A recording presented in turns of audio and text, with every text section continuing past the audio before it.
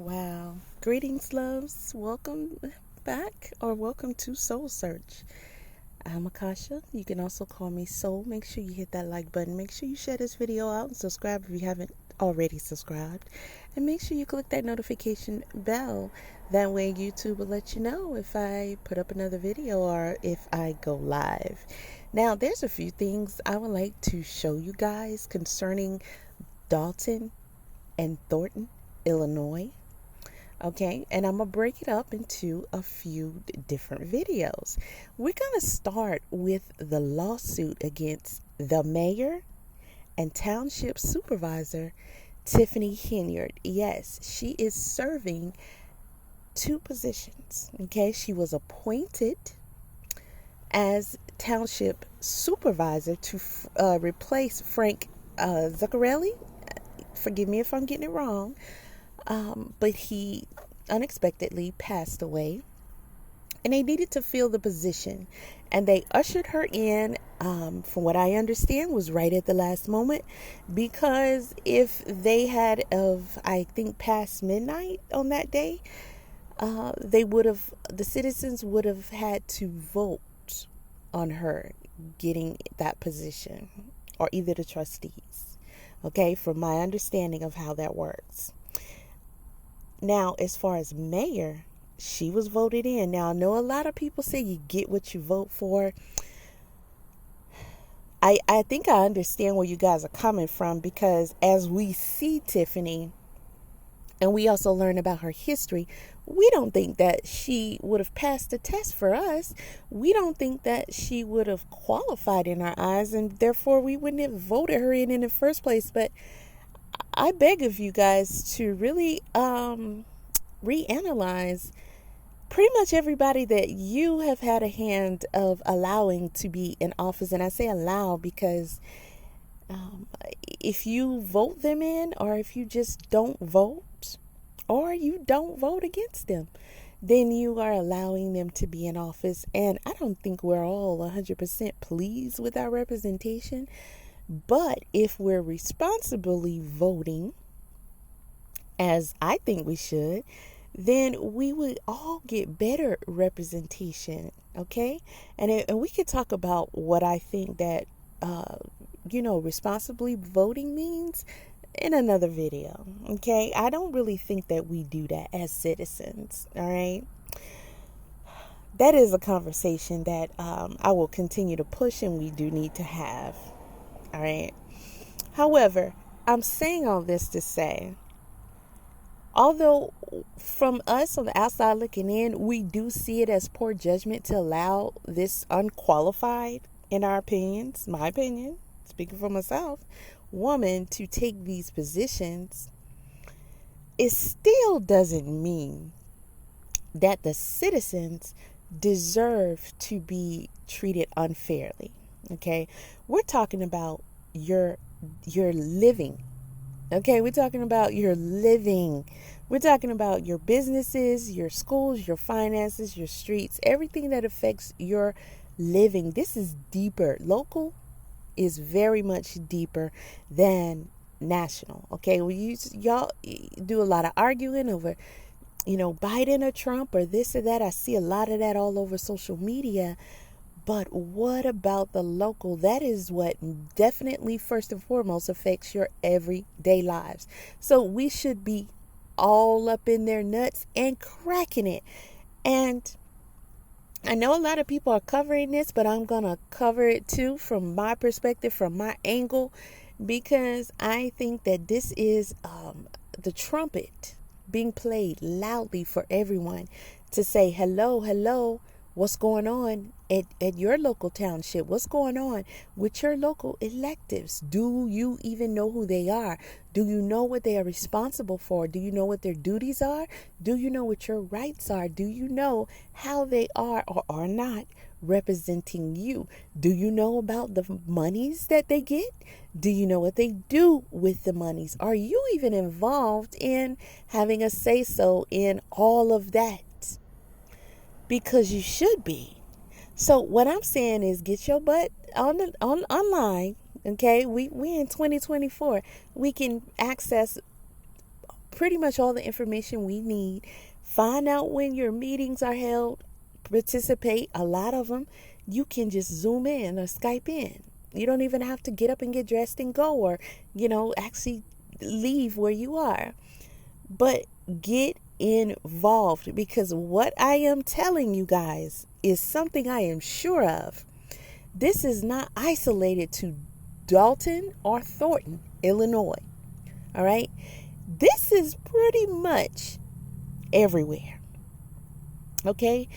For some odd reason, God said, oh, okay, well, go ahead, Tiffany. Well, let's do that then. Let's get you some spotlight. Okay.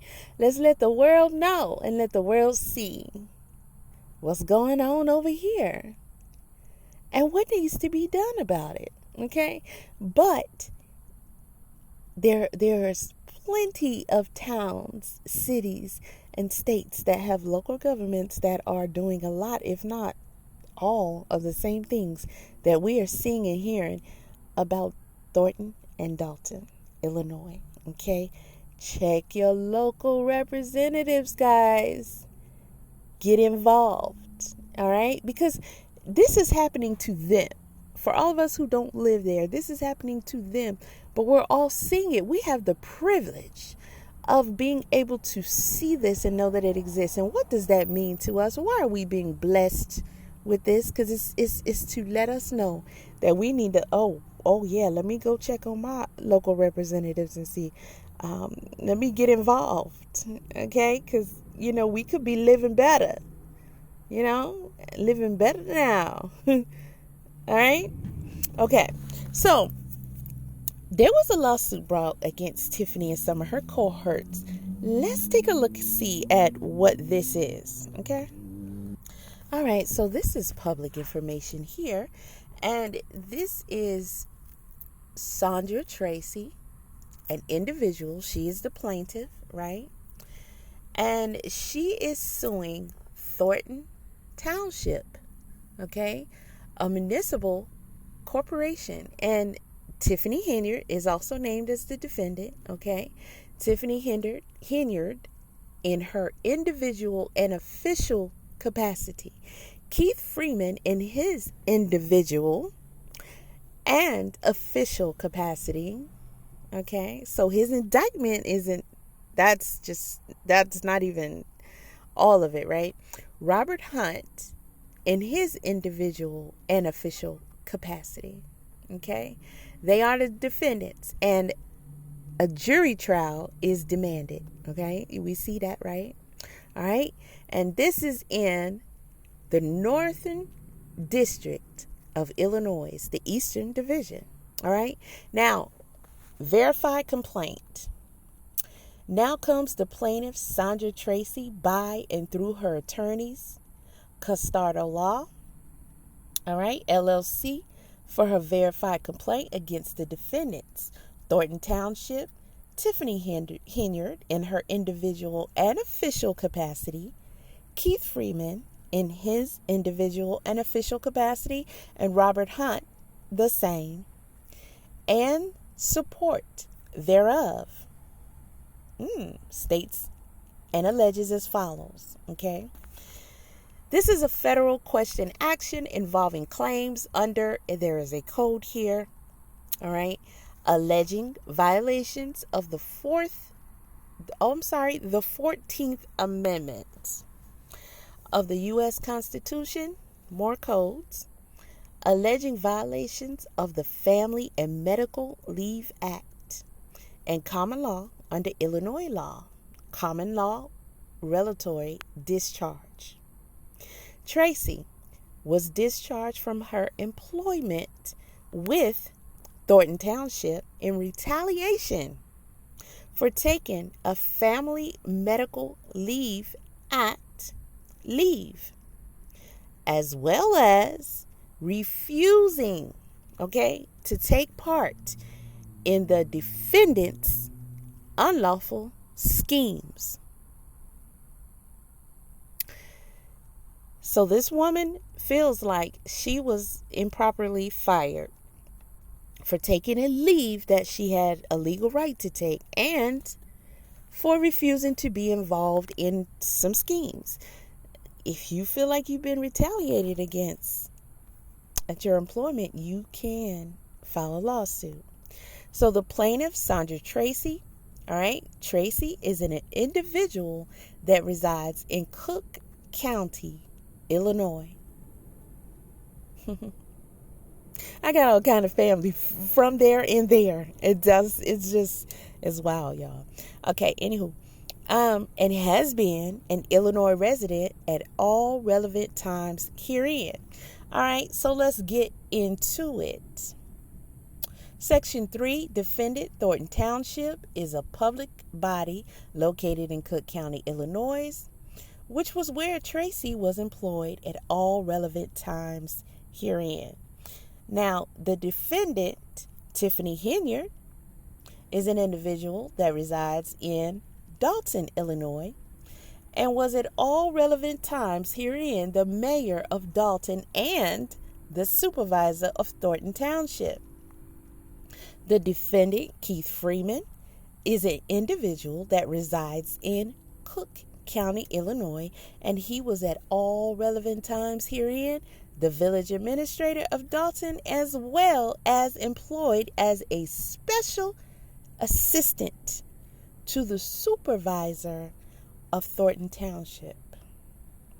Okay, I read elsewhere that he was the senior administrator, and we'll get to that in another video.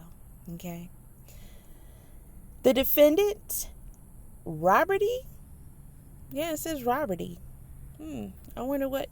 Okay, Roberty is his name. Hunt is an individual that resides in Cook County, Illinois, and he was at all relevant times herein the director of finance at Thornton Township, and later appointed as acting manager of human resources of the Human Resources Department of Thornton Township.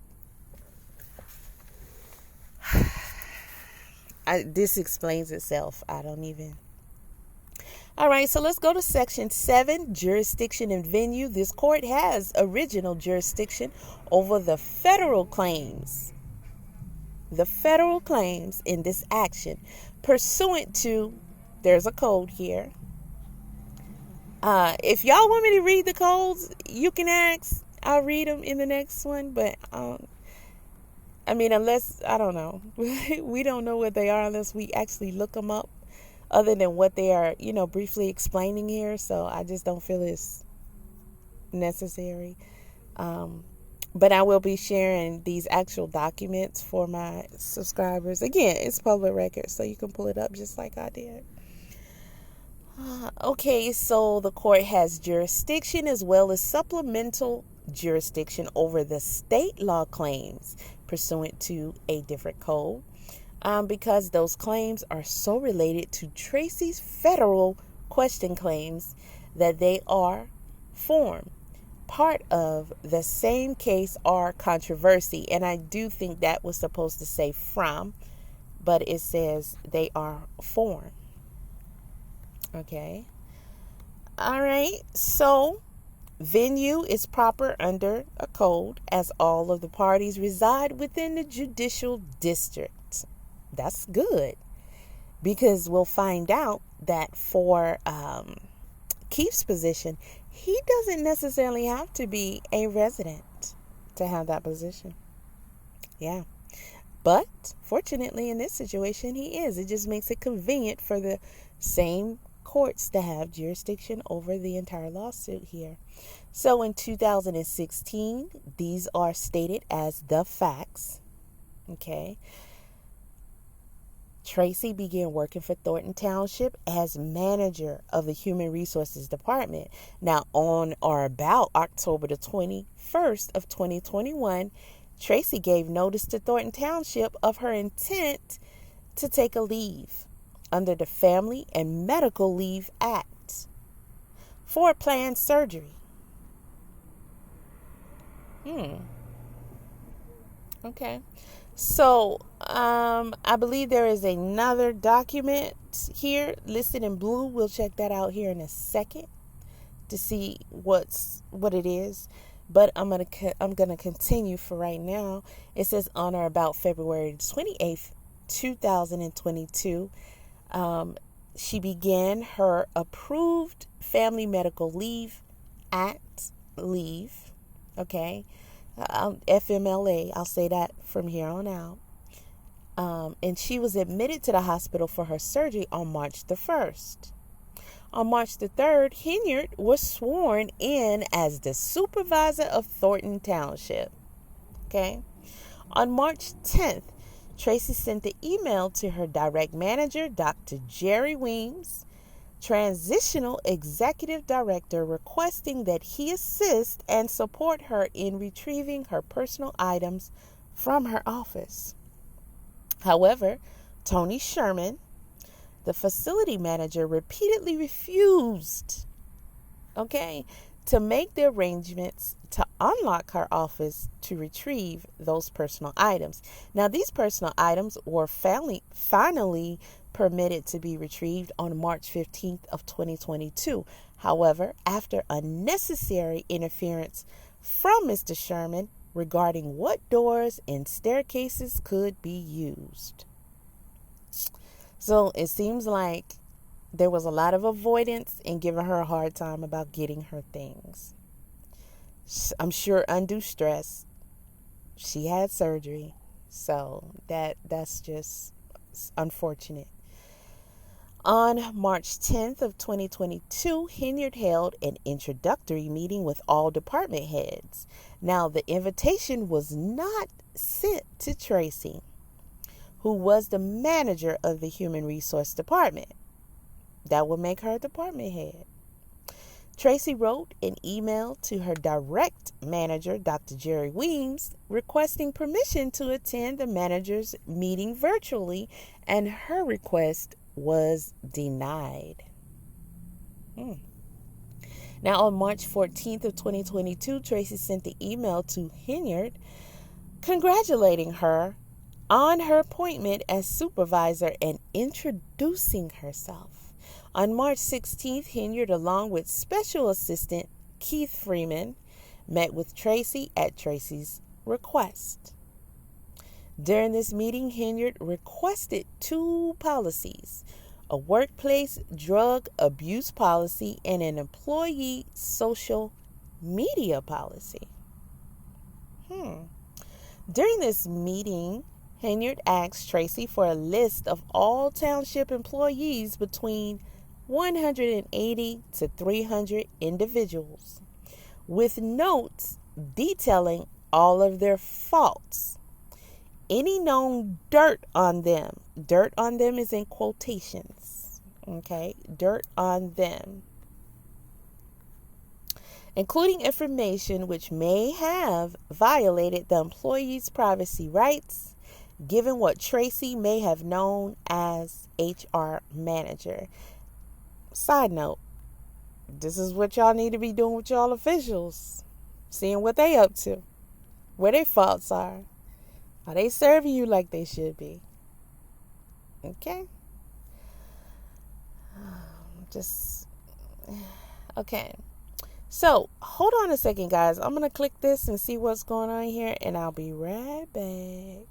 Okay, silly of me, because this is so small.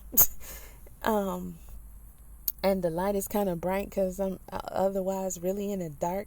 That is just the header for the doggone document. Listen, y'all, I'm going for my degree right now, so I ain't that slow. But yeah, it's just the header, okay, for each page. Like that was page 2.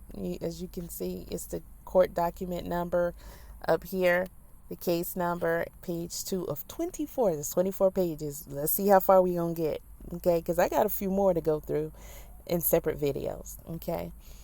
So let's see. That was page 2. All right, she went through her surgery.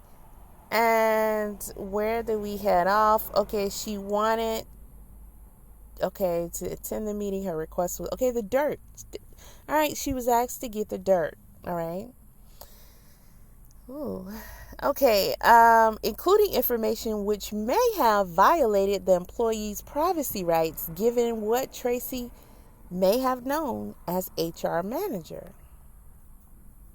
You know, a lot of employment lawyers will tell you that HR is not your friend. HR is for the company.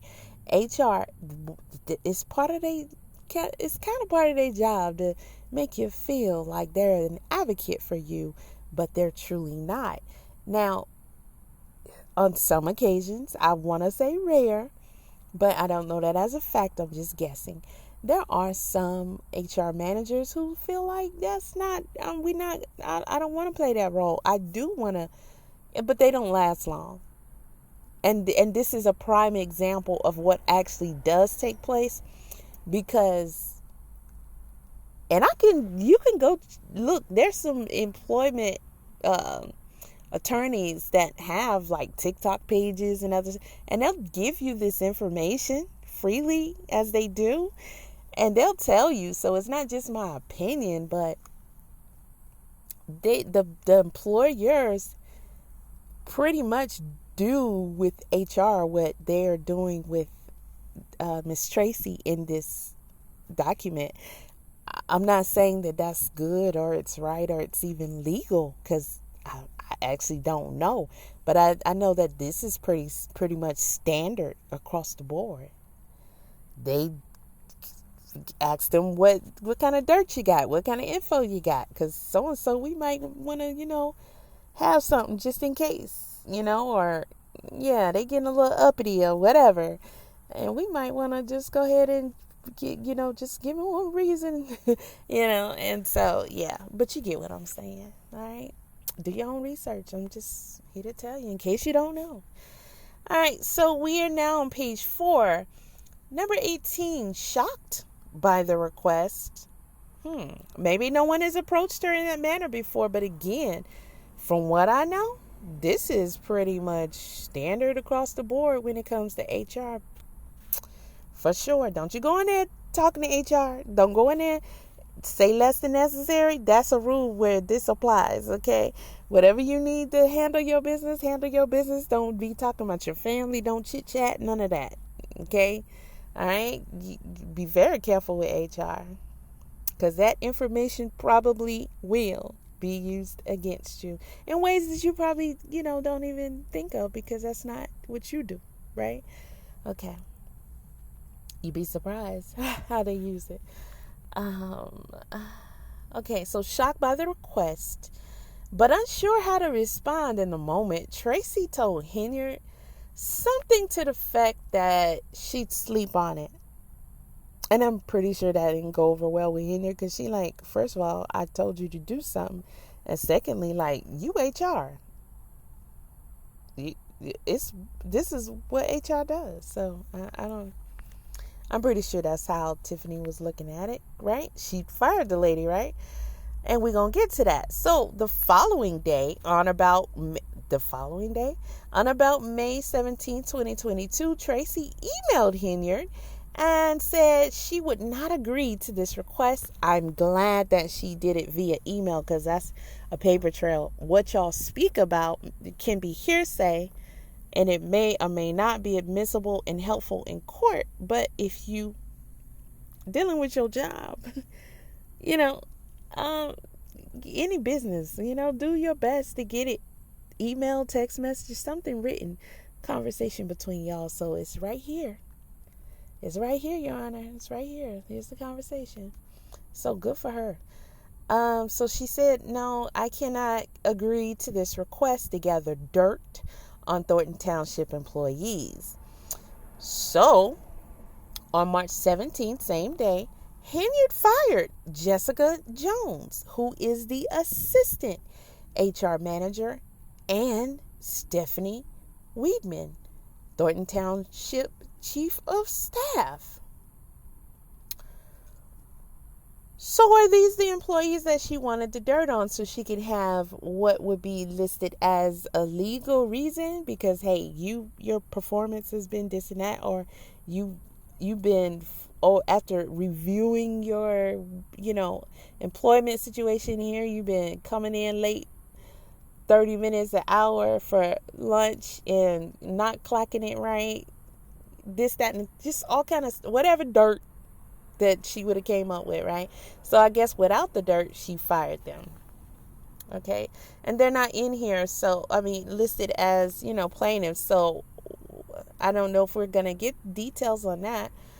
But it does say she, fired them. All right. So these terminations came with no notice. Well, they usually come like that. If you didn't see it coming, yeah, it's going to hit you like a surprise. They don't just say, hey, in a week, we going to fire you. It don't work like that. But anywho, no due process was done at about 10 p.m. in a closed door meeting with board trustees. Trustees, what y'all doing?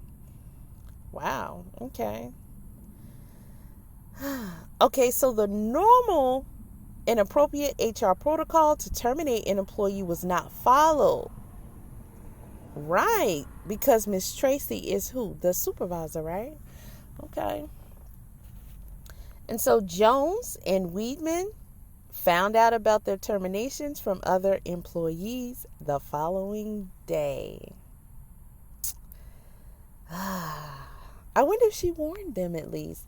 I mean, there was an employee, co-worker, and I knew that for some reason, somebody, the boss, decided to show me a list of people that was going to get let go under new management. And I knew a couple of them, so I was like, hey, I'm just here to let you know. And don't say you heard it from me, but you ain't got to say you heard it at all, because they probably would know. But at the end of the day, I don't really care. However, they gonna let you go. Okay, now this was two people. One person was like, word, okay, I believe you too. Don't worry about it. I ain't gonna say now. I'm just gonna handle my business. So they went on and found them something else. Now this is good money. This is, So the other guy, he was like, ain't nobody gonna fire me. And because he think he just, had his job in the bag, even though he was, he was doing what he wanted to do. So he even went and asked him. And I was like, that's how you gonna do? So I guess to make it seem like it wasn't true, they let him rock out for like about almost 2 months. And then he gonna call me one day. I said, I know what this is. He got fired. Let me see. Hey, what's going on? They fired me. I can't believe them. Oh, really? Oh, what they fire you for? Did they tell you? Oh, no. Oh, well, done. If only you had a heads up. I'll tell you. Child.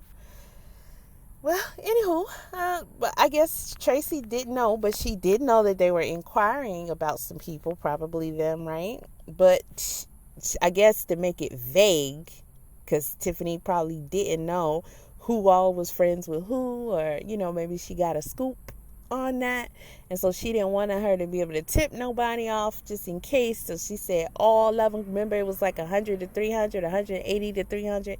And then right beside them, right beside their name, this person is no good. This person, takes too many lunch breaks. This person right here be taking out of the petty cash. And, stuff like that. So it's like, wow, bro.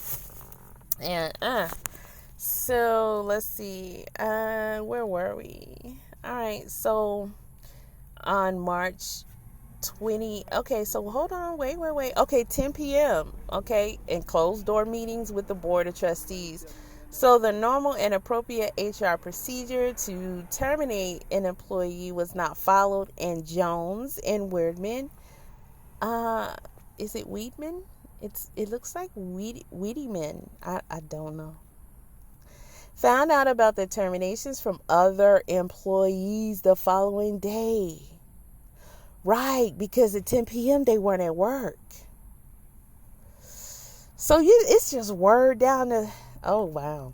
Okay, so on March 23rd, Tracy sent the email to Township Board Clerk Loretta Wells requesting information on the termination of her subordinate, Assistant HR Manager Jessica Jones. And I hope you listen to this video right now. You remember that, huh? You remember I told you they was going to fire you? And you ain't believe me? You ain't listen to me. Oh, okay. See, put myself out there for you. All right. You know, crying about your mortgage and everything. Why you ain't pay attention? All right. So Tracy sent the email to the Township Board Clerk, Loretta Wells, and she was requesting information on the termination of her subordinate, Assistant HR Manager Jessica Jones. As Township Board Clerk, Loretta Wells attended the late night private meeting in which Miss Jones was terminated. So Loretta Wells responded and said that she and the Board of Trustees were told that Tracy was aware already and knew about the termination ahead of time. However, this was not true. On March 19th, 2022, Tracy requested a complete copy of her personnel file. This request was made after finding out that management had planned to destroy all employees' files and records. What? Why would they do that? Oh my. Okay, upon information and belief, management subsequently destroyed all employee personnel files. Okay, guys. I don't know if this needs to be said, but you can't do that. You have to keep them a certain amount of years, actually, for legal reasons, for anybody, any criminal investigations that may arise. The FBI, any audits, like, you cannot do that. And they're still employees. All employees? Okay, well, let's keep going. On May 24th, 2022, Tracy sent the email to this Dolton situation. Y'all, this is as weird as this is, as extreme as it is. I beg of you, get all up in your local people and see what you can see. Okay, be careful, but hey. This is not this, baby. This ain't nothing this ain't nothing foreign. We talking about people in office. We talking about government. We talking about people in office. We talking about government. Okay, so just want to be clear. You know, we ain't got no rose-colored glasses on. Take them off, baby. All right. So Tracy sent the email to Henyard, Freeman, Dr. Jerry Weems, and the finance director, Robert Hunt, requesting a meeting for the impending conclusion of FMLA and to return to work. Now, the email requests a response to the following: confirmation that Tracy's position remained as human resource manager, assignment of a private manager level office in the headquarters building as she had prior to the commencement of her FMLA leave. All right, restoration of access to all organization HR assets and work products required in the position, including full administrative management authority and access to ADP, the primary HRIS, which is Human Resource Information System, all other digital platforms as previously assigned, and paper files, including all employee files and HR files, with correspondent security protocols, keys, digital access, assignment of a trained and experienced HR assistant knowledgeable in HR practices, benefits management, and labor law as previously existed at the commencement of the FMLA leave. Clarification of official direct reporting relationships, and continuation of current compensation, benefits, and position authority. Now, this lady is HR. Okay, she's not just HR, she's a supervisor. So she clearly knows, what she should do in this situation, and she did it. She wants the request of the ability and access to do her job like she has been doing it. She wants clarification that her job is still intact, as she was not notified otherwise, and I guess as far as she knows hasn't done anything to put that in jeopardy. And she's requesting it officially in writing. Shortly thereafter, Freeman responded to TRACY via email inviting her to a meeting on June 6th, which was later changed to June 7th. Now, June? Oh, wow, that's a long ways away.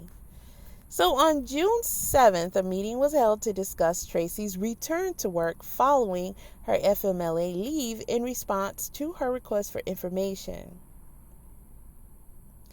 If this is what they're doing now, can you imagine when she went to go get her stuff, the kind of runaround they gave?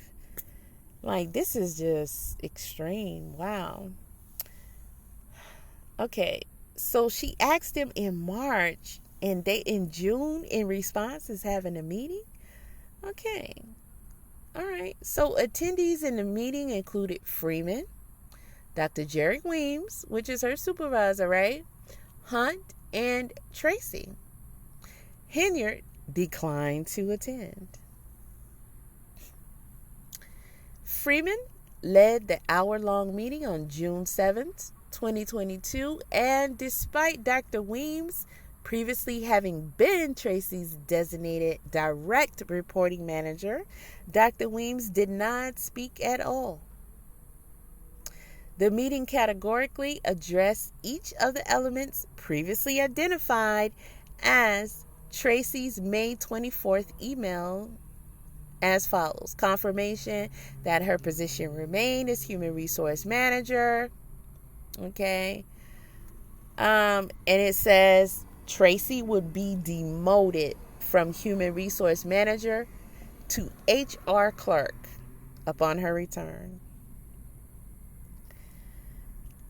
Assignment of a private manager level office in the headquarters building as she had prior to commencement of her FMLA leave.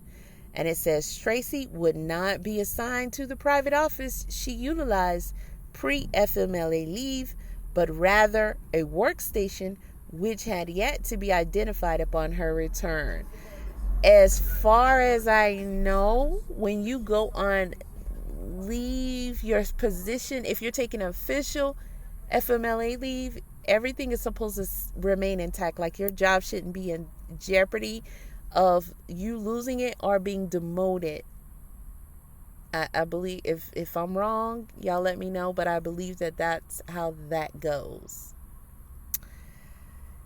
Okay, restoration to access of all organization, HR assets, what we read before, everything she requested. So the response to that was access to all organization, HR assets would be blocked until Henyard gave permission.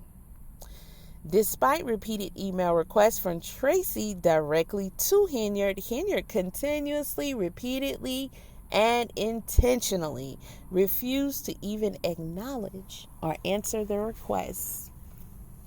And this is not something we have not seen her. Wow.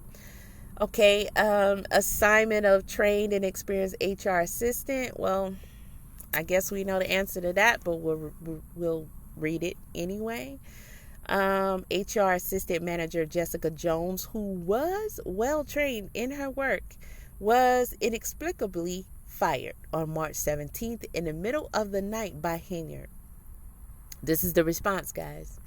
This action was taken with no notice whatsoever to TRACY. Henyard then transferred the compensation and work responsibilities of the fired assistant HR manager to the finance director, Robert Hunt.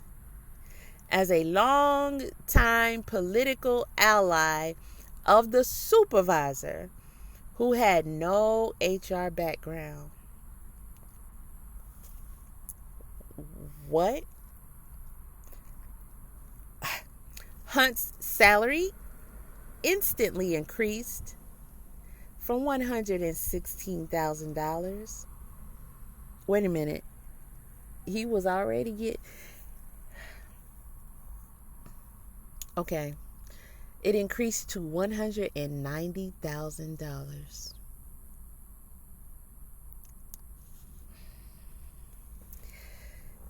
This left only one other HR employee, and that was Anthony Butler, okay? An intern with 3 months tenure and little experience. Wow. Clarification of the official direct reporting relationships, okay, was another request, right? So Freeman announced in the meeting that Sandra TRACY would be assigned to report to the township attorney, James Vasili. Why would she need to report to the attorney? For her clarification of her direct and official reporting relationship. Okay. Her other requests: continuation of current compensation, benefits, and position authority. And the response to that was compensation and benefits remain the same. Position authority would be totally eliminated. Not only was TRACY no longer a manager, she had less authority than a 3-month tenure HR intern. Access to human resource system ADP would continue to be denied for the time being. Wow. Wait, the woman who was moderating, is this her? No. Her name was, I think, Stephanie. She was, no, I don't think that was her. Okay, so the meeting concluded with Freeman promising to follow up with the email on the next day with further clarification on reporting to Township Attorney Vasili and her workstation office assignment. Now, the following day, June 8th, Freeman failed to follow up with TRACY. As such, TRACY sent a follow-up email to Henyard, Freeman, Weems, and Hunt to document the discussion regarding the changed circumstances of employment from June 7th, 2022, as well as follow up on her remaining questions to be answered. However, neither Henyard, Freeman, Weems, nor Hunt acknowledged, answered, or even replied to the email, despite all receiving and reading the email per return receipt notifications.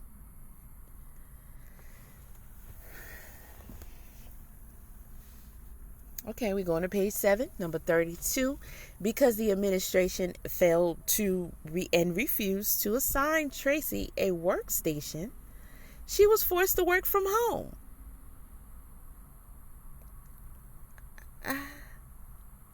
Okay. So when TRACY offered to work from the public lobby, she was instructed she could not do so. So this is a tactic of run them out. That's what this is. That's what it seems like to me. A tactic of run them out. Completely do not accommodate her, so she can just get frustrated and be like, okay, whatever, and leave. However, everything they're doing is clear and it's illegal. So why leave when you can say, I know I'm not going to allow you to do this, and get away with it? Because clearly they were doing it. But during this time, Henyard restricted certain village and our township employees access to village and our township buildings. It was common for Henyard to retaliate against her perceived enemies by doing so. And this has a 1. Okay, so we're going to go straight to 1 and then we're going to come back. So 1 says here at the bottom of page 7, it says in June 2023, former Dolton trustee Valeria Stubbs was locked out of her office. Okay, Stubb went to local Fox 32 Chicago News about being locked out of her office, and the news reporter aired the matter. All right, and they have a link to that story. Now, shortly thereafter, Stubbs' home and vehicle were riddled with at least 9 gunshots. Oh my goodness. And it says, Stubbs believes the shooting was ordered at the behest of Henyard. And here is another link to the New York Post. I heard about this, but now that it's written in black and white, I thought it was just people just putting some stank on the story. I ain't gonna lie, y'all. Oh, wow. Okay, let's go back. So that was what the number 1 note was. Okay, so part of this retaliation also included being threatened by Henyard's 6-man armed personal security detail. As a mayor or township supervisor, you would need 6 personal security guards against your own people?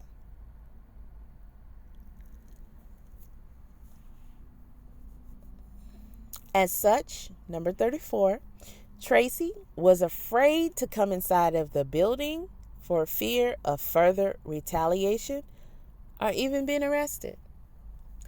When TRACY asked her previous supervisor, Dr. Weems, if she could come inside the building, she was told it would be better if she stayed outside and talked to anyone with whom she needed to meet outside. As such, at all relevant times between June 7th and September 14th of 2022, TRACY either worked in her car, in the township office parking lot, or from her home.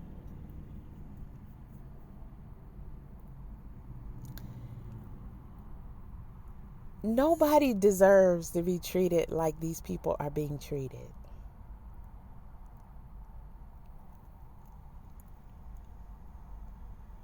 But what I'm missing is, outside of just evil, the why.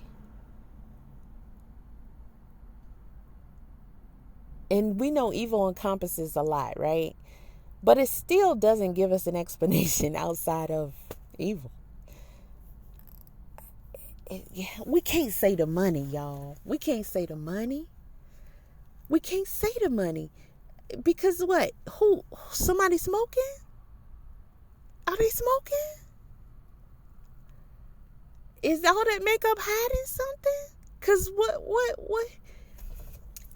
They already getting paid. They salaries alone is half that. Why not protect that at all costs by just making sure you take care of everybody else? So they won't never even, they say, my mayor deserved her salary. She earned every bit of it. This town is better because of her being here. My mayor takes care of us. Anything we have a problem with, the holes in the street get fixed. Everything we address, she tries her best to make it pass. Like, who's stopping you? Listen, the people in charge of your city and state can get anything done. if they want to, for your city. You understand what I'm saying? They can get anything done. That's what everyone's position is for. They all know how to get it. If it's funding for something from the government, the money is there. And trust me, they get the money they want. What they do with it is okay. A lot of y'all say people got what they voted for. Well, so do you. Every day you get what you voted for. And a lot of you don't even know what you getting. You don't know what you missing.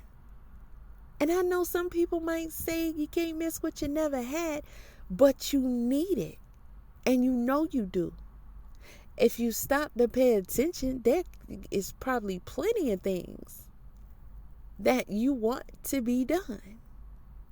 I try to have this conversation in, my cities. And it's like people act like it's you supposed to be top secret with your political opinions and how you vote and what you got to say and all that. But will randomly go on a next door app and complain to holy hell. I wish they do something about that shopping center. And they gonna close this down and we ain't gonna have none. And look, they bringing in another blah, blah, blah. We don't need that. This is what we need. What's complaining on the app gonna do, baby? I mean, I could just really go on and get real personal with it. Like, and when I say personal, I'm talking about just calling out stuff that I know for a fact takes place. Okay. And this is more than one jurisdiction. So I'm telling y'all, you're not immune and you're not exempt at all from what all this we're seeing here. Okay. You're not. You're not. It's just we're being blessed with this book is being open for all of us to read. This is a blessing because it's telling you it's happening to you too. You better pay attention. Okay, if you want where you live at to be a better place, then do something. Or, carry on. It's up to you. But don't nobody deserve this. This is just, and that's why I always say, you can't get involved unless you go along and get along. There's no other way around it. There's no, I'm going to make a difference. I'm going to make a change. I'm going to do something good. So you going to come in and start messing up what everybody else got going on? That's not how that work, baby. That's not how that work. You're going to have to be corrupt, just like everybody else. Or you going to get to step in your life. Yeah, hopefully you get to leave with that too. But it's not going to be okay. So the best you can do is as citizens come together. But you're not going to become one of them and just be like, I'm going to be the good guy. That's just maybe they don't have none of those. Okay. All right, cool. Okay. Wow. From her home. How can she do? Okay. But anywho, back because we got more to go over, y'all. Okay, on June the 12th, 2022, being unable to officially clock in and out of work. Wow. Due to not being able to even enter the building, TRACY began submitting her hours via email for time card, payroll processing, and with detailed notes.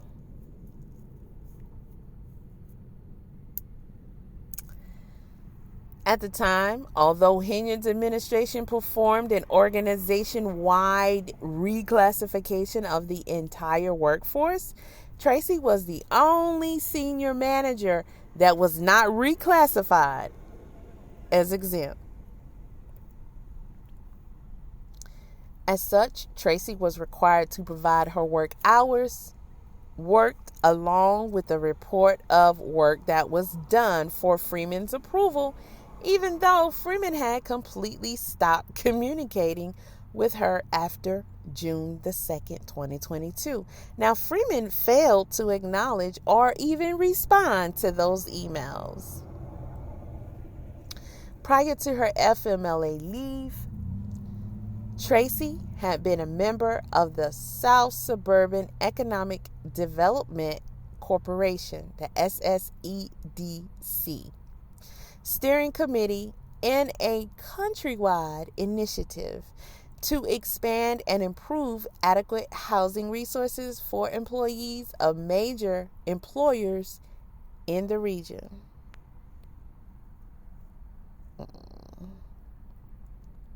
On June the 21st, 2022, SSEDC sent TRACY an email regarding the steering committee.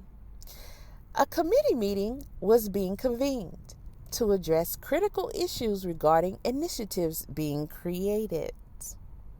TRACY responded by inviting the SSEDC Consortium chair to connect with Township Management, who is Friedman and Hunt, to get direction on the Township's continued participation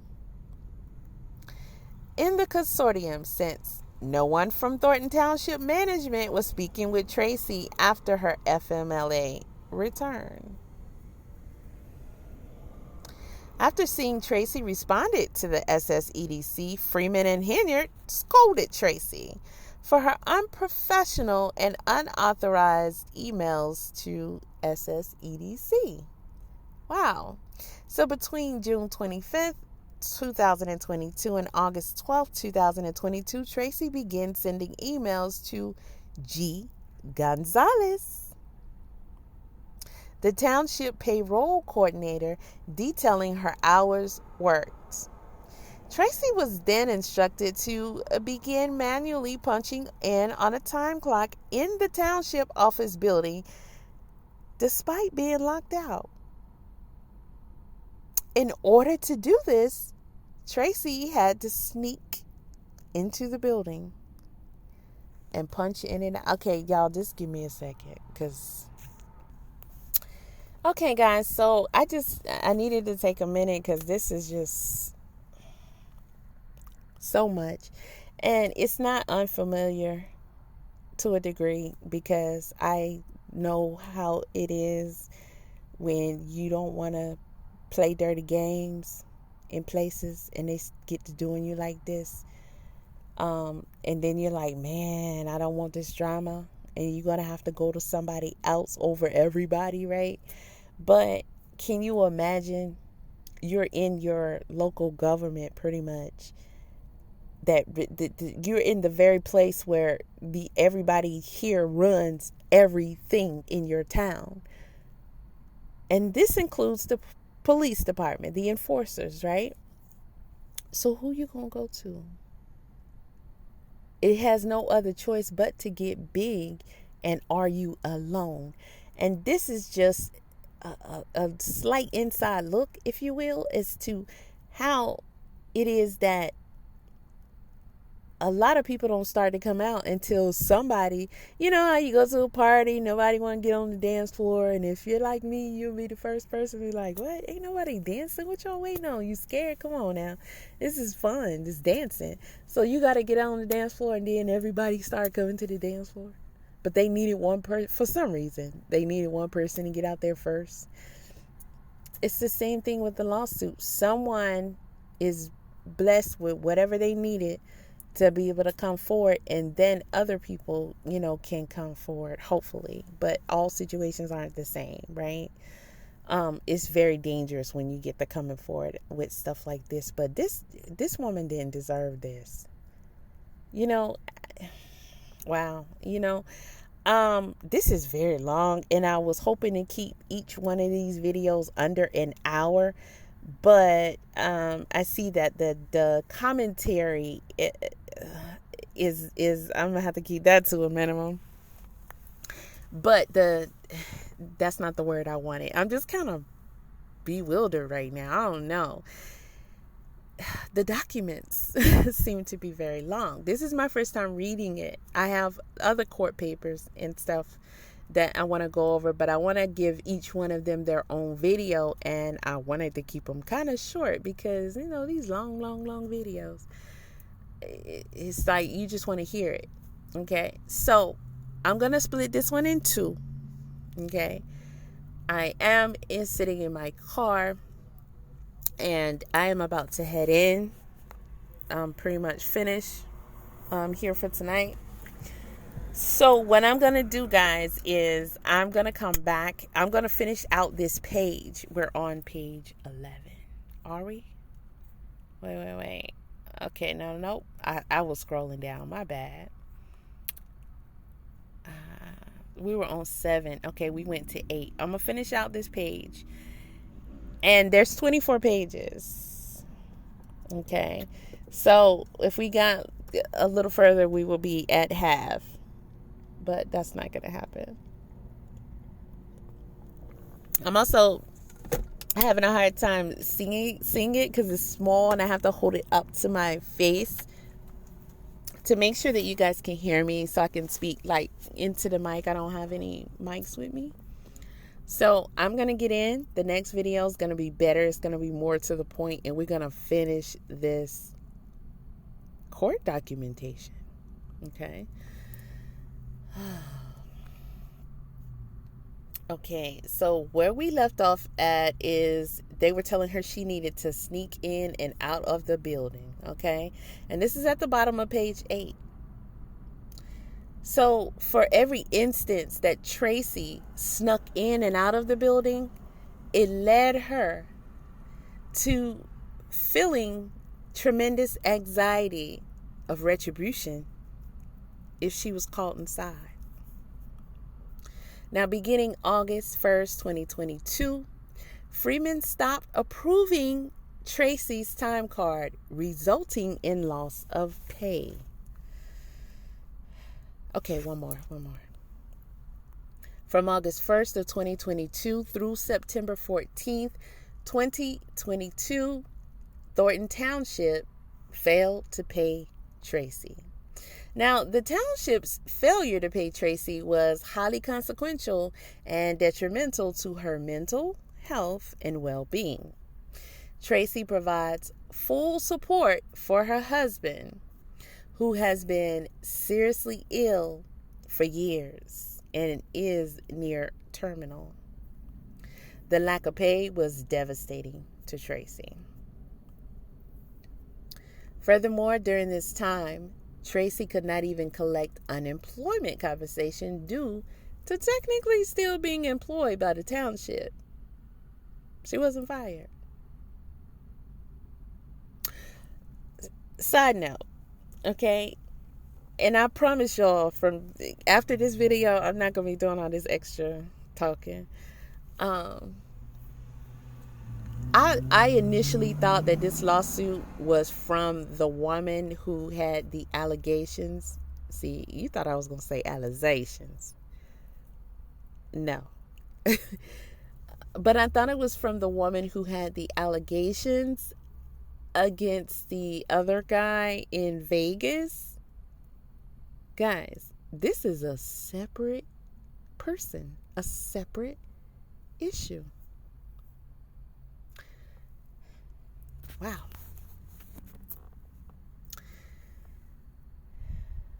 Okay, so on August 14th of 2022, due to the stress of dealing with the circumstances surrounding her employment and lack of pay, TRACY suffered a myocardial infarction.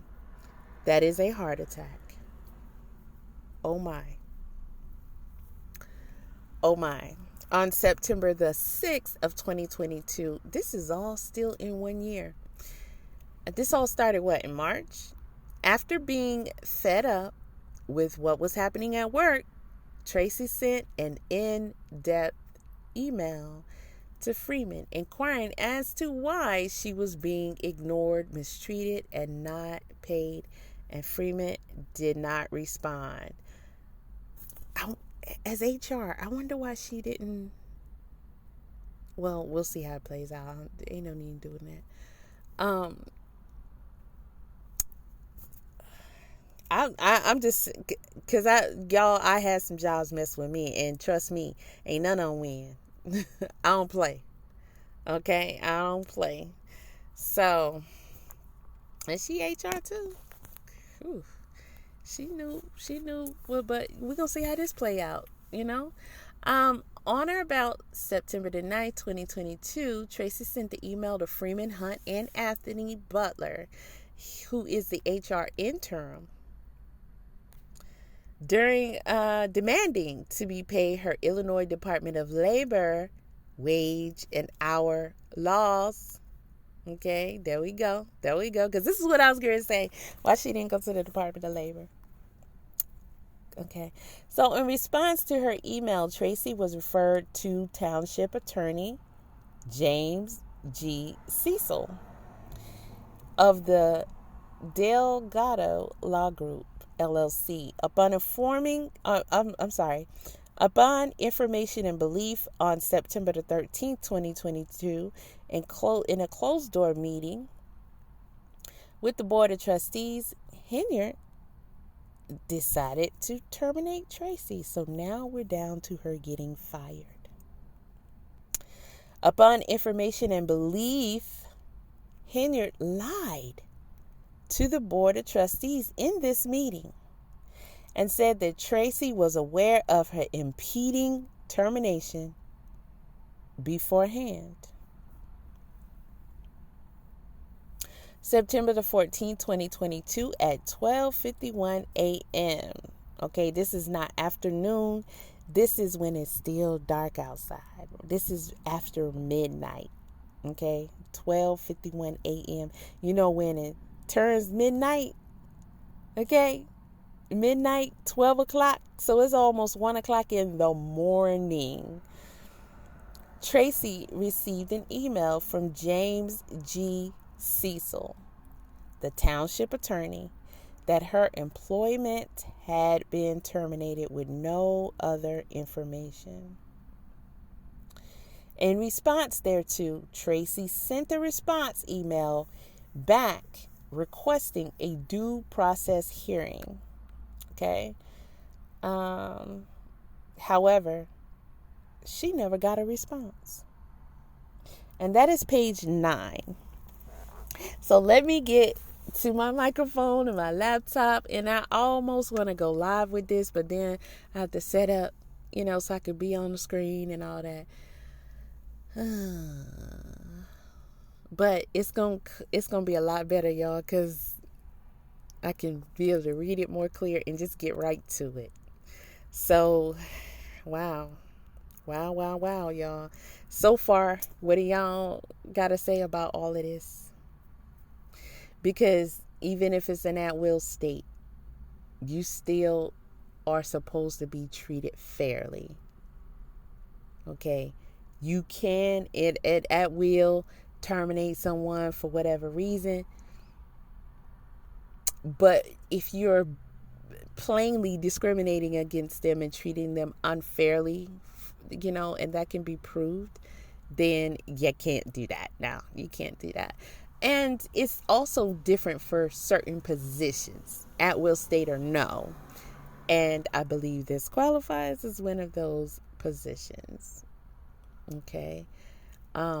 If you're going to fire her with what you feel like, I can do that, then why not be a little wiser and send her a letter or something and say, we found someone better fit for the position. We don't feel like you're performing your due, which that she would have debunked it. But I'm just saying, try and give her a professional reasoning for it and have your ducks lined up to try to back it up and say, hey, we found this and this and that throughout her record. We just felt like it was better for us to replace her with someone more competent and we could trust with such a important. I don't know. They didn't even try, y'all. They just don't care, it seems. These people they have a magnifying glass. Well, not yet, in my opinion. Getting there, but they definitely have a spotlight on them.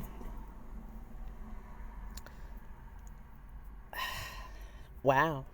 And everybody seems to be, I'm not going to say it's not falling apart, because we can see that. And now that we have this indictment, which I have those court papers too, but again, I want to keep each situation separate and do its own video, because my goal was to try to keep it short and to just keep it like, you click this video, you're going to hear about this lawsuit Miss TRACY has against Tiffany and them and what happened with her, right? No other stories, because this story is big enough on its own. Then when you get to, the administrator who is recently been indicted, we got to talk about his indictment. And then there's a couple of other situations, and I'm going to keep each one of those separate as well. And it's a couple of other things too. Wow. With that being said, it's not like I don't have schoolwork and other things to do too, but I cannot not do this. And I got the court papers too. Like, what? Are y'all hearing this? It's one thing to hear what other people are saying, including the media, because we know the media, whatever. And that just made me think of the situation with Alexis. If y'all don't know, Alexis was the young lady, 19 years old, who was pow point blank by the officer who happened to be inside of her vehicle, not drug. And it's the same song. It's the same song. It appears that they did what they do in typical fashion. That story in itself is complex as well. And I'm still on the fence if I want to even cover it. And I probably won't. I'll probably just wait and see how it's going to play out. And I'm just going to do whatever commentary I feel like I need to do now, since we're about to close this out and then finish this lawsuit in a part 2. The Alexis situation. Okay, I'll just say this. This is why a part of me doesn't really want to cover it, because it's painful, it's hurtful, and the mother and the father, and I'm sure other family members as well, want something to be done. They want justice. They want, if anything, let's first off look at the cover-ups involved, acknowledge these things, and do something about it. Because you can't have a officer involved shooting and then turn around and do all kinds of cover-ups. And the same type of what we're seeing in here, in what we've seen, playing in our faces. Ignore, act like it's not important. There's no consequences. You're just above the law. You can do whatever you want. Hello, somebody, so I understand it completely. And this young lady did not deserve what happened to her, but unfortunately, that situation, as with anytime someone is, eliminated from the earth, it's going to be way more complex than just A and B.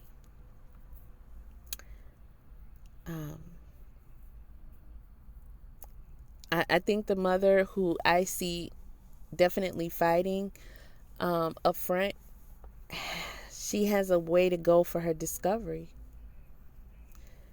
And I think along the way, she's gonna, come across some things that she's probably not gonna like,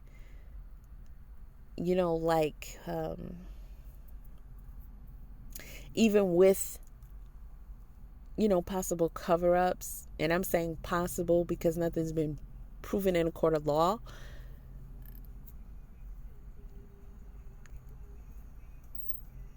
And although in my opinion, the officer shouldn't have shot her. And I do believe that the other officer was punching her, although the media and even the police are stating that they can't really tell if he's punching her. It looks like he was punching her to me. I can see it without even doing any enhancements to the video. So, what?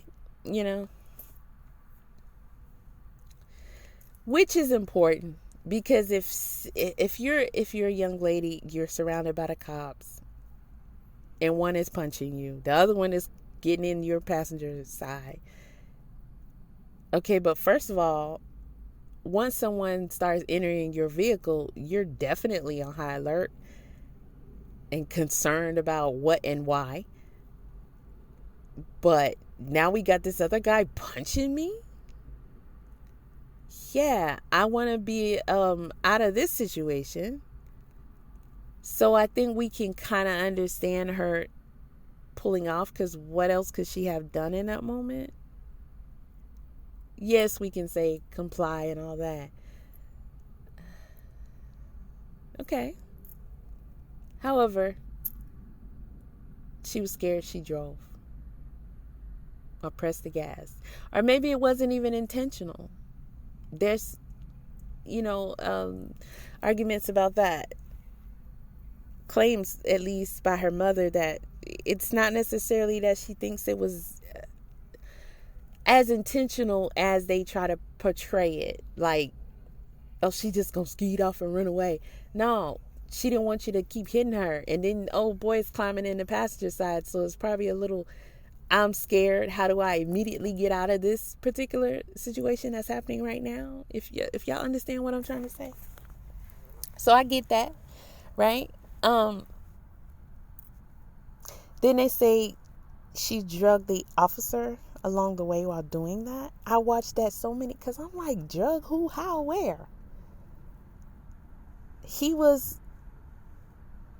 backed up when she pulled up. But then, okay, so there's the officer on the passenger side. Okay, cool. But he's inside of the vehicle. So when we get to talking about cover up, that's a cover up. If y'all are saying she drugged him, and she didn't drag him, he was inside. I think the door even closed on itself. And he was literally inside. That's a big difference than being actually drugged.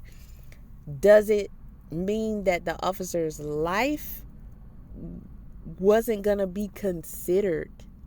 Please listen to how I'm wording it. Wasn't going to be considered as being put at risk? No, it does not mean that. Because the way that they look at it, it was. If there's a confrontational situation between yourself and an officer, and the officer is already trying to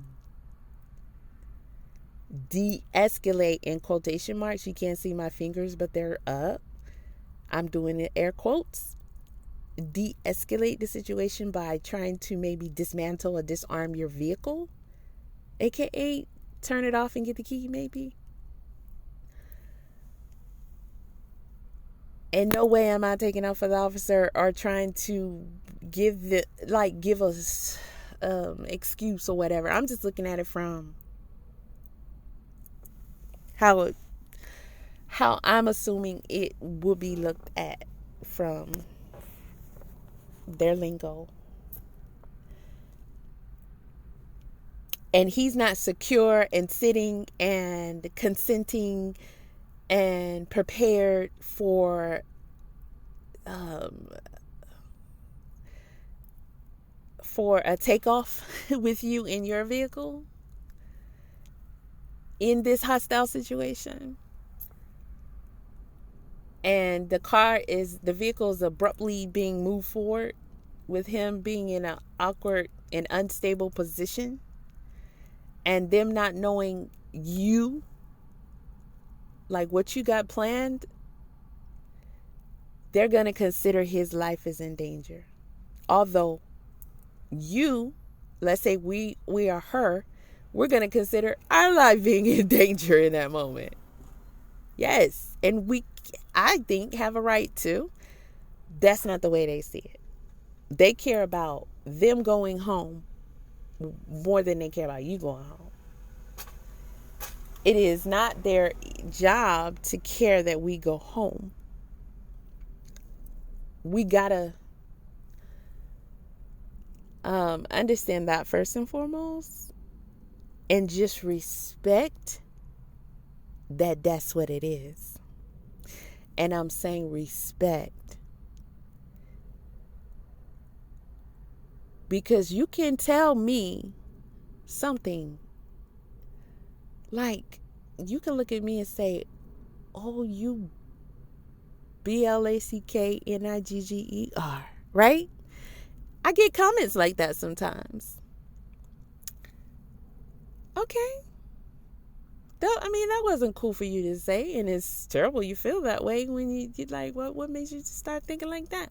But that's how you feel, and you letting me know. I respect that. So now I know exactly how I need to move around you. I know everything that I need to know with that information, what I need to do for me. Because that's pretty heavy. I'm glad you told me instead of me not even seeing it coming, not even knowing. I respect that. Right? Okay. Officers are not here to serve and protect. That is a blatant lie that, in my opinion, we should be enforcing it to be removed as a slogan on the side of the car being said or anything, because it is a blatant lie. That's not what they're here for. Maybe once upon a time we had peace officers, but they were never officers. They were a different division, probably some volunteers. Okay, that's a whole nother story, or a whole nother set of history and facts that we probably can revisit in a different video. However, officers' jobs are to enforce the law, or whatever they feel or think they should be enforcing. That's all. That's it. Oh, and to make sure that they get home. Their gang gets home. Not you. Technically, you're not even important. And it's kind of sad to me that we continue to act like we are ever supposed to be important to them, because we're not. That's something we should accept as fact and respect it. And then when you do that, you can move accordingly. What that looks like or should look like, that's a whole nother conversation. But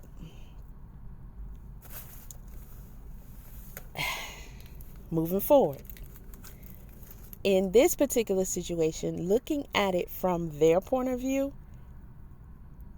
that officer was in danger. That's their perception. We care about what happened to her. We care that she was being hit. She's got these men in uniform with guns and handcuffs and all kind of, authority, and one's hitting her, one's in the path. We already understand our vision. We get that. But do we get theirs? Okay. Before I go forward with that, I'm going to go back to them even coming there. Okay.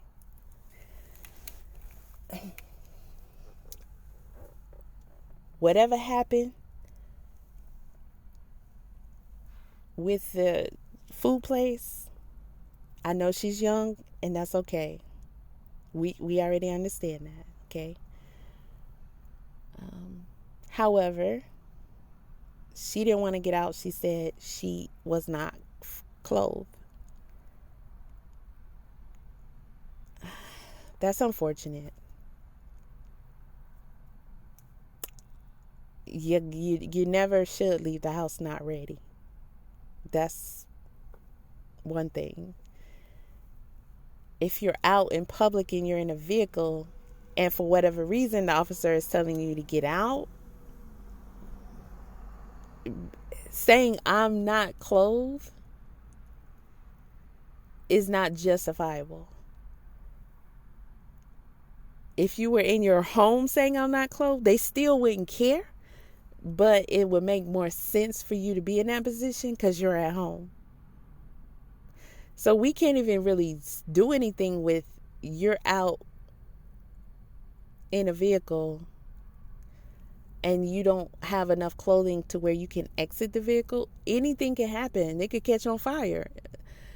Somebody can hit it. It could be getting ready to blow up. You got to get out. You should be in a position, clothes, shoes, all that. You might have to take off running for your life. For anything. A jaguar might jump through your car. You don't know what's going to happen. If you're not ready, that's on you. Okay?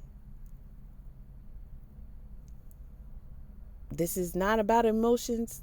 A young lady lost her life, and it's sad. However, this is real life, okay?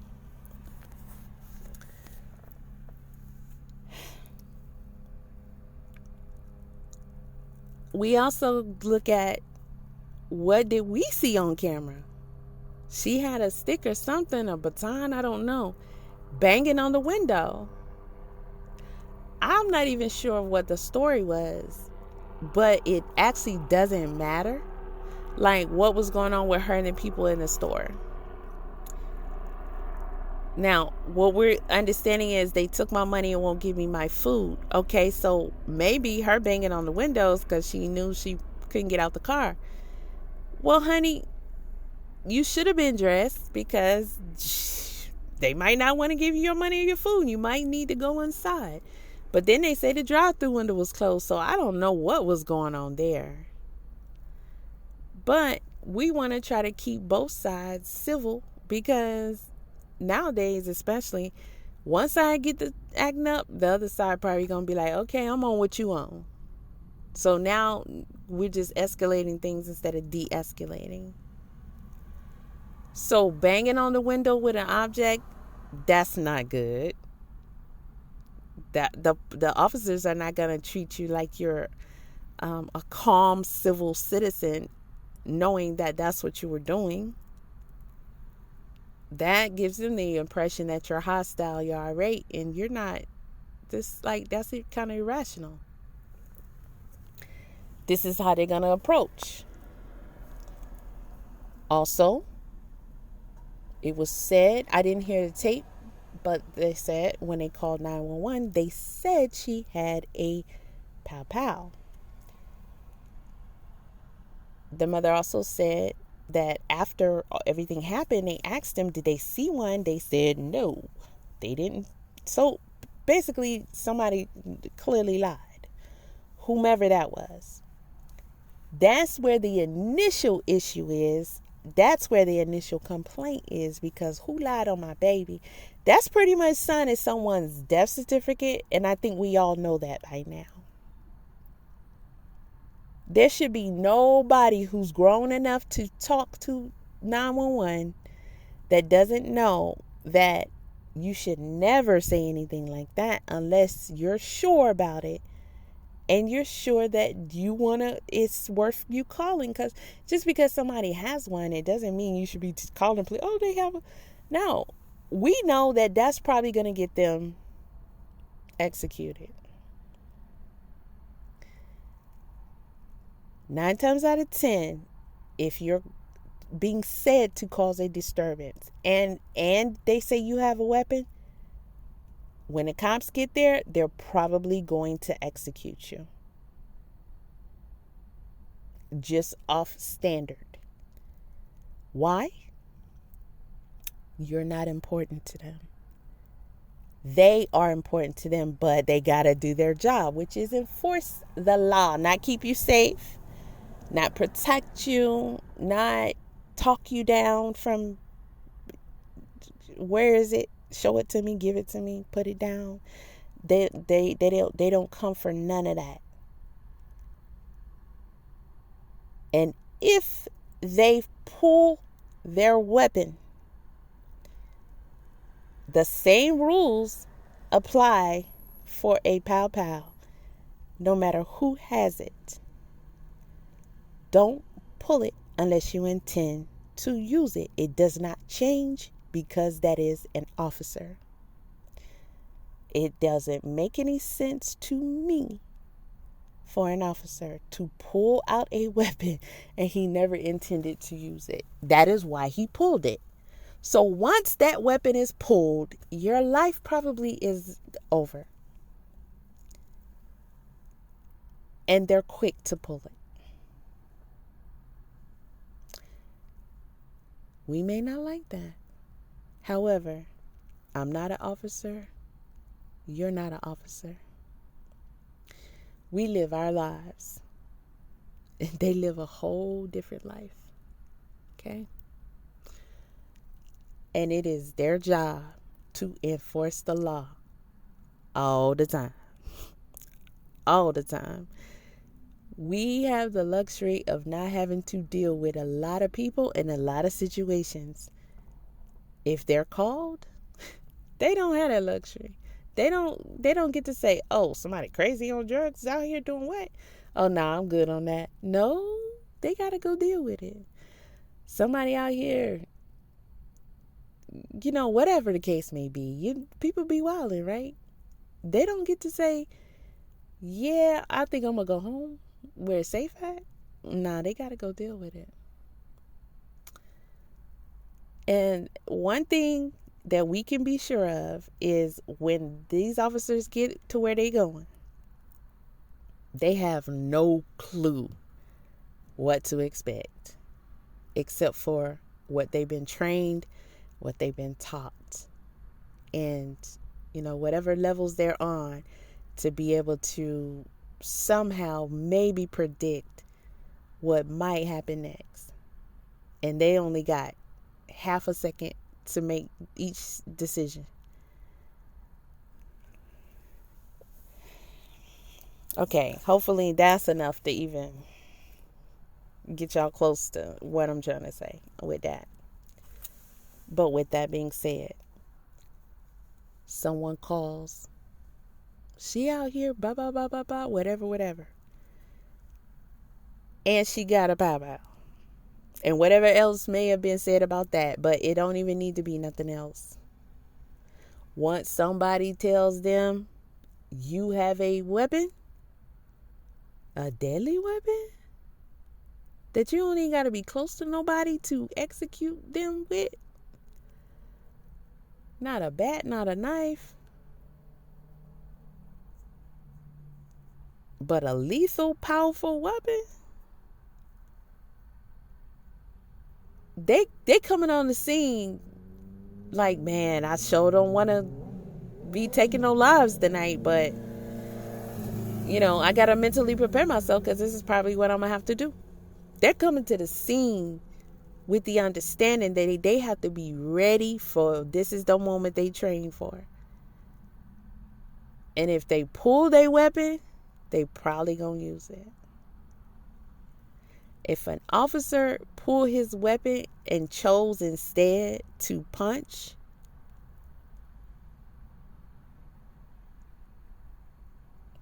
then wow. He was like, okay, it's a girl. I could probably just knock her out. I don't want to take her off the earth.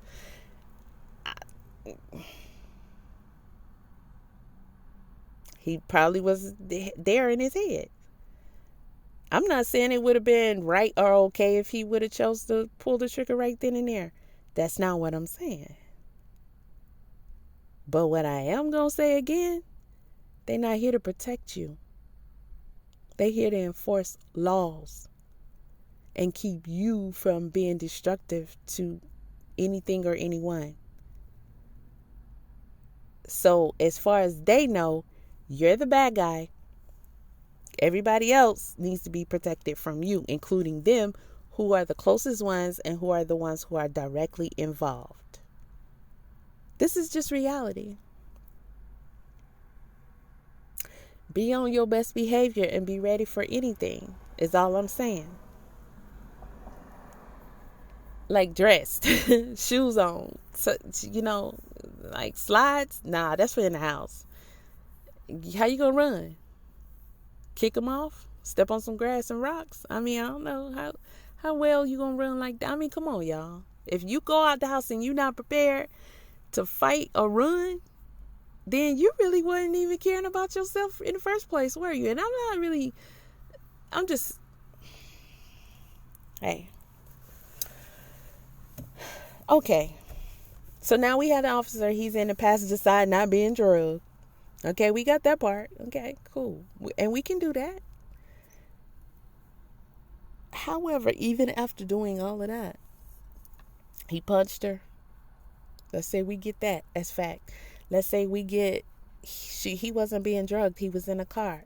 Still, rewind the tape to what I said about that. As far as they're concerned, you are a crazed person with not one, but two, as far as they know of, deadly weapons. That pow that somebody lied and said you had. But they don't know. As far as they're concerned, you have it. And you have a vehicle which this officer is loosely in, not strapped. And so now you have the upper hand in their eyes, and you have their officer, and his life is in danger. So he's gonna shoot, and the other officers are gonna target you. And they train to hit their target, which is what you should be doing if you have a weapon. Making sure you train. How often do you train? Will you hit your target? Is a good question to ask. How sure you feel about that, Because if I have to hit my target in a moving car, as an officer, I need to be skilled to do that, right? But let's say you're a mom, a grandma or something, and your dog is in the car even, like your child, your baby, your grandbaby, and somebody done hopped in and got it. Listen, you gonna stop this vehicle or am I gonna stop it? However it's going, how fast, what angle, am I trained to hit my target? Because I need to stop you so I can get mine out of that vehicle. Hopefully safe and unharmed. That's how I'm thinking. And that's how they thinking. Okay? Your circumstances are going to be differently if that's how you do. But by law, not only can they do it, that's their job description. That's their right and responsibility. Okay? We don't like none of that happened. I don't even know why they did a cover up. I'm going to be honest with you. I just think they all a bunch of hooligans and they just kind of slow. Because they doing a lot of stuff that don't make no sense. But it's like, let's go back to the salaries. Man, y'all getting paid in the shade. We can't even really, I'm not even going to waste my time trying to find people who have government state positions that get paid more than these people. Because we not going to find it. Not really. Unless you work for the CIA or something. I don't even know how that in the top secret how much they get paid. Like, nobody's getting that money. So you good on that. Just do your job. Why not? Why would you want to do anything to mess it up? That's crazy. But for whatever reason, these people are hooligans. Because in this particular situation,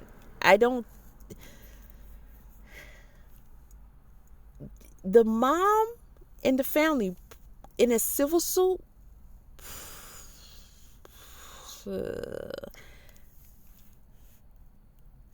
I don't want to say probably would get some money, because probably not. But they might have a shot at it. Even now, I mean, I'm just saying, like, if they would have not covered anything up and just let all the facts be bare, the police still have the upper hand as far as being in the right in this situation. And I'm basing it on pretty much everything I said. That's not what I like to say. That's not what I necessarily approve of or condone or anything. But at the same time, we have a responsibility over our own lives with everything that we do.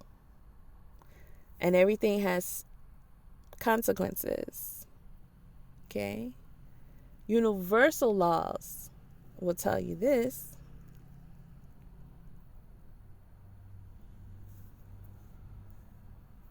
So whatever the issue was with the people in the restaurant, you know, there's always better ways of handling it than what we saw.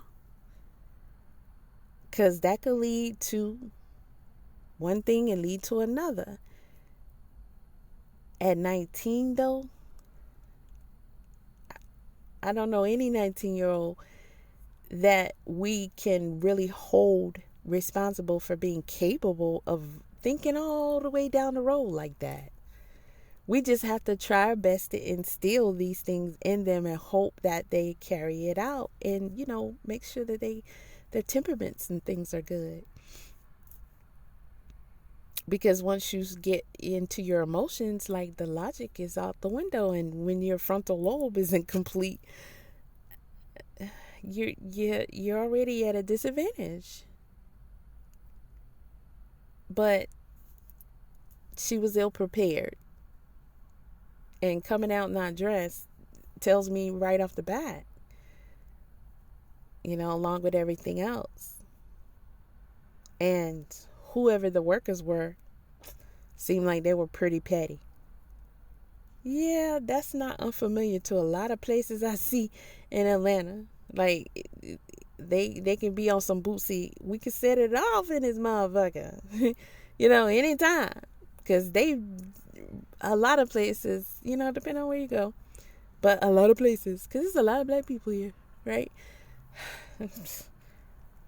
They like, I didn't ask you to come to my job anyway.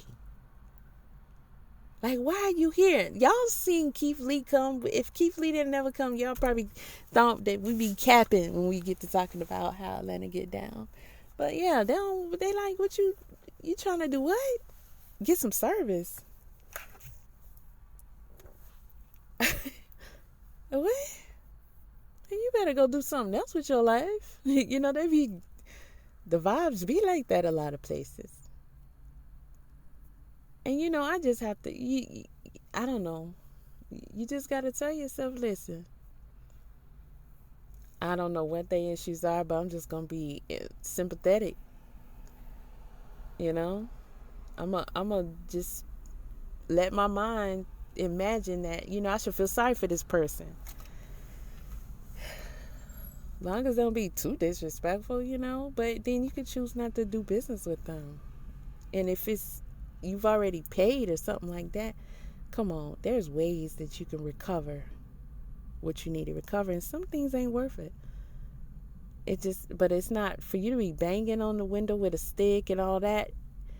Anytime you escalating something, that's not gonna make them comply. It's not gonna make them wanna resolve the, it's like it's already past that point at that point.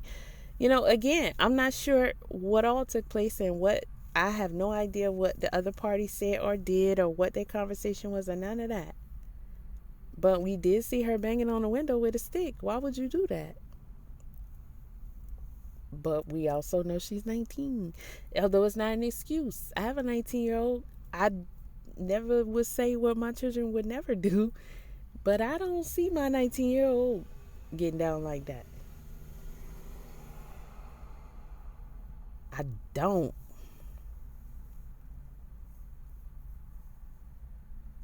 But he's a big guy, so he had to learn from back in kindergarten age. You too big and black to be, you know. And he's light skinned, so it ain't about dark. It's just you're a big dude, and you're black. You ain't got no room for no attitude. You ain't got no room for no short tempers, no mismanagements of your temperament. So that's, you know, probably not a good comparison. I just had to put that in there because that's something we had to, you know, make clear early. And it don't happen overnight. You know, you got to get down to the heart of that and be like, yeah, we gonna get this on about you. Okay? Right, he's a giant, gentle giant. Now,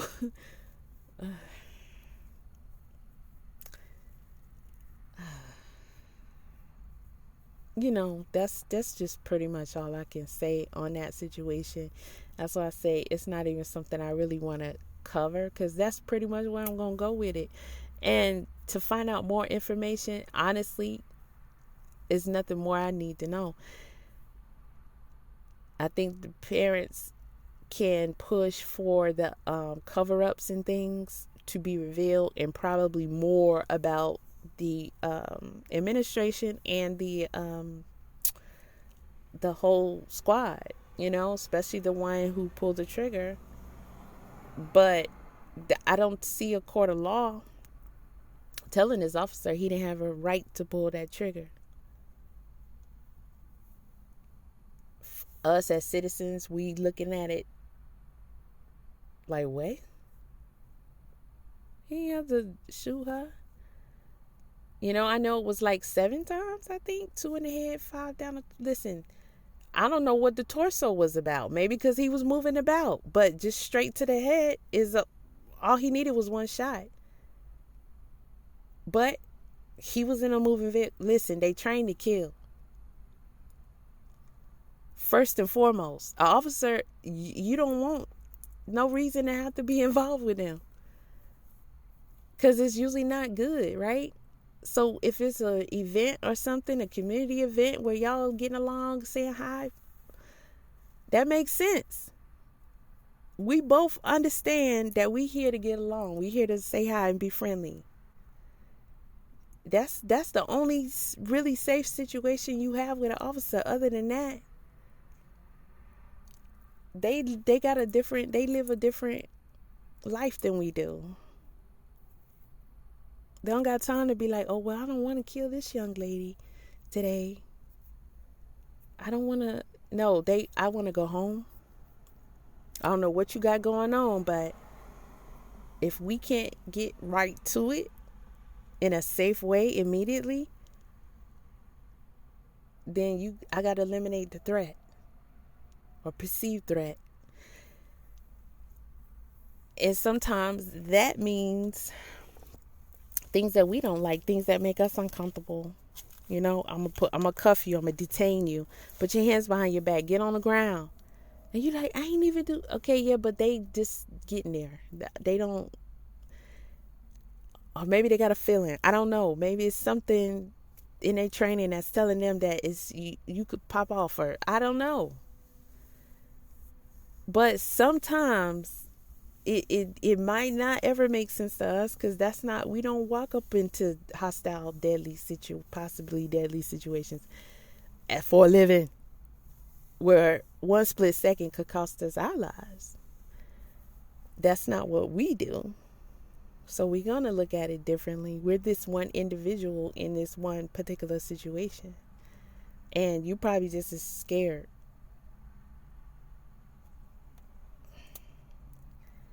But you got to understand, they have a right to kill your ass.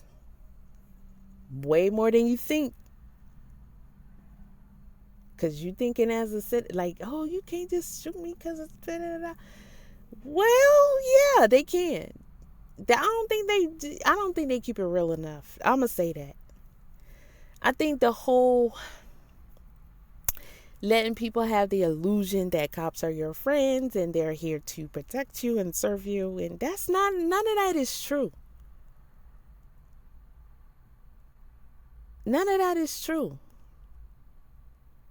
And it's not that we haven't been officially told that. It's just that it's been told also as a lie, a blatant lie for so long. And then the fake facade of it. And all that's not even necessary at this point anymore. I don't think it ever was, but somebody somewhere thought it was a good idea. And I respect the truth. If I know you're not something that I want to mess around with, because you can just feel some kind of way and feel like I'm a threat based upon, whatever your training is. And if I'm a threat, then it's your job to eliminate the threat. They got a right to eliminate the threat. And I'm talking about eliminate.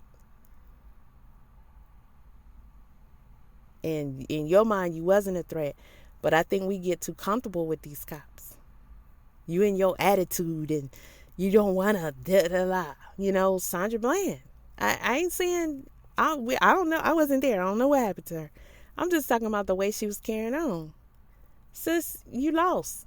He taking you in. Let that man do his job. Even the whole running thing.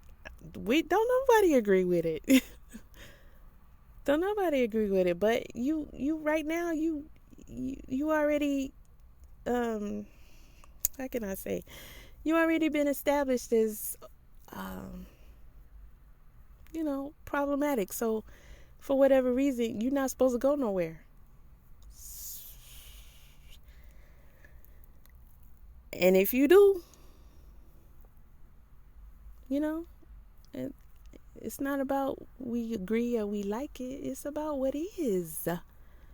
It's about what is. So again, I think that there could be a lot uncovered here. I don't know what the price of that would be. I don't know where they live, versus the town and all that.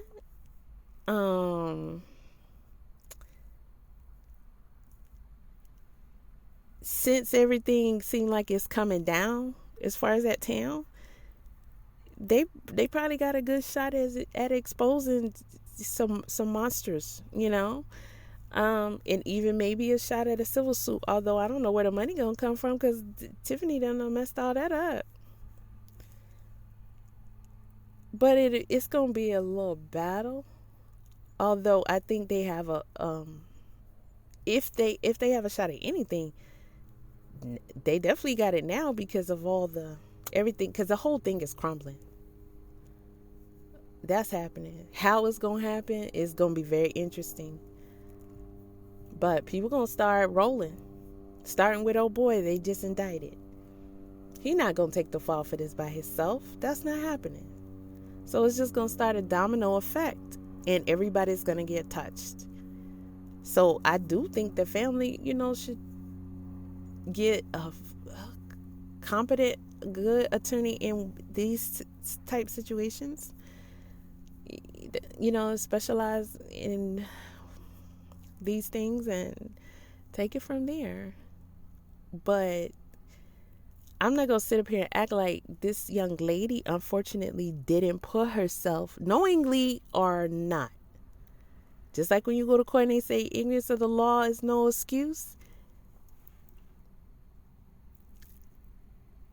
That I don't know shit don't work. My grandmother told me that from a young little jit. Like, it's the shit you don't know that'll fuck you up. That's her words. Exactly. So, oh my God, so to say it. It's the shit you don't know that'll fuck you up.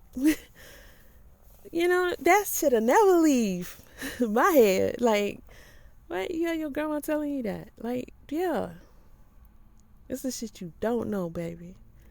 You know what I'm saying? So, just because you walk around oblivious and everything, you got a Thornton Township and a Dolton, all up in your city. I'm sure. But, we got to stop being delusional about these police and the cops and shit. And when you walk out that door every day, you need to be doing the same thing they do when they put on their shit and they go to work. They want to go home. They go out that door, they say, I'm coming home today. And you need to be doing the same thing. And whatever that looks like, you need to make it happen. And like you got some motherfucking sense. And like you don't understand that one thing can quickly lead to another. And you not playing no games with these people because they not playing no games with you. They ain't got time to play no games with you. And then too, if you showing out with somebody that can lead to the police being called, what the fuck is you thinking? How good you think that's gonna turn out? They not coming to play no games with you. Especially if you showing your butt. And people call. And you don't know what they saying on the other line. Just like old boy. You think when she was sitting in her mother's van doing all that she understood that somebody was in there saying, oh, she got a gun. That's your life right there. It's over with. Especially when you ain't 1000% complying when they get there. Bitch, you got a gun. And I ain't even... You too. I ain't even supposed to be saying. Forget all that. Like, it's crazy. I mean, though, hey, I like to live in reality. I like to get, they riding through the parking lot casing the joint right now. I'm about to get on up out of here because I don't even. You know what I'm saying? I don't even listen. I respect it and I keep it moving. I'm not trying to be in no situation. Ever. You understand what I'm saying?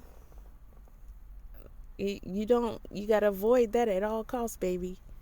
And this is the kind of stuff we need to be teaching our children. All that friendly, this, that.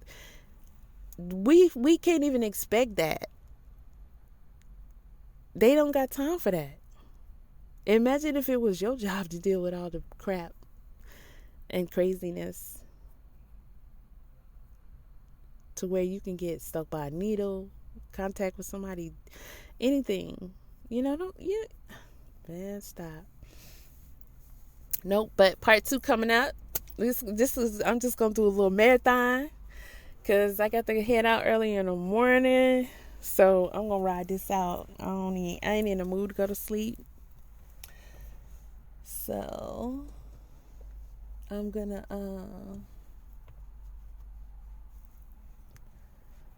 finish part 2 and then I'm going to do as much as I can of the other cases. I'm putting my shoes on the wrong feet. I can tell. Yep, wrong feet. So I'll see y'all in part 2.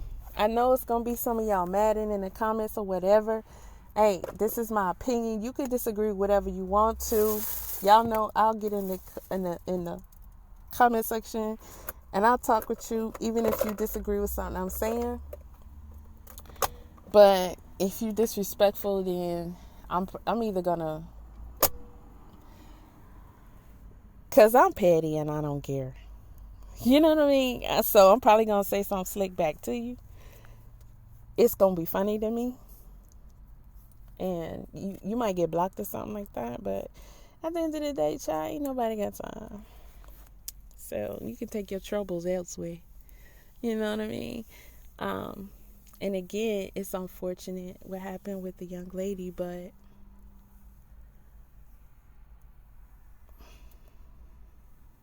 if you pull off with an officer hanging in your window, out your window, in your door, out your door, It's okay and understandable that you probably was afraid or feeling some kind of way. We got that part, and I hope you did everything you could to avoid this entire, like, why is the officer even near you? So hopefully that wasn't on you, but once you do something that, it's to them, if you putting their life in danger, your life is over. Okay? If they can get you, they gonna get you. They're not gonna hesitate. They're not gonna try to spare your life. They're not gonna try to, like, shoot you in the leg or, injure you or disarm you or shoot the gun out your hand or none of that. They're gonna kill you.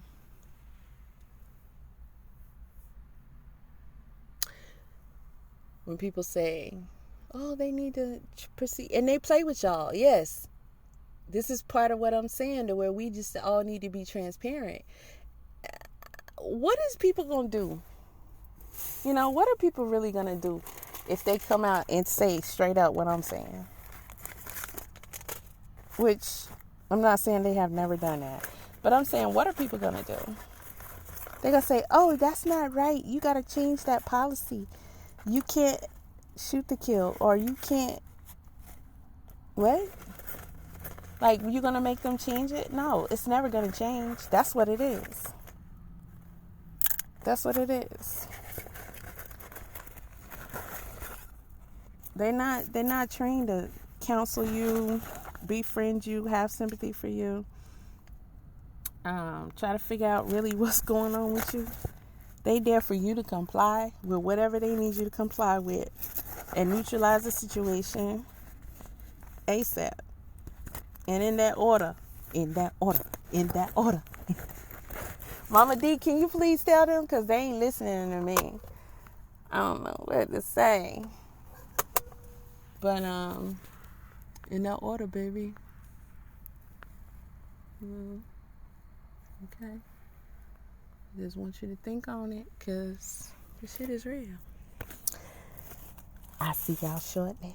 Bye.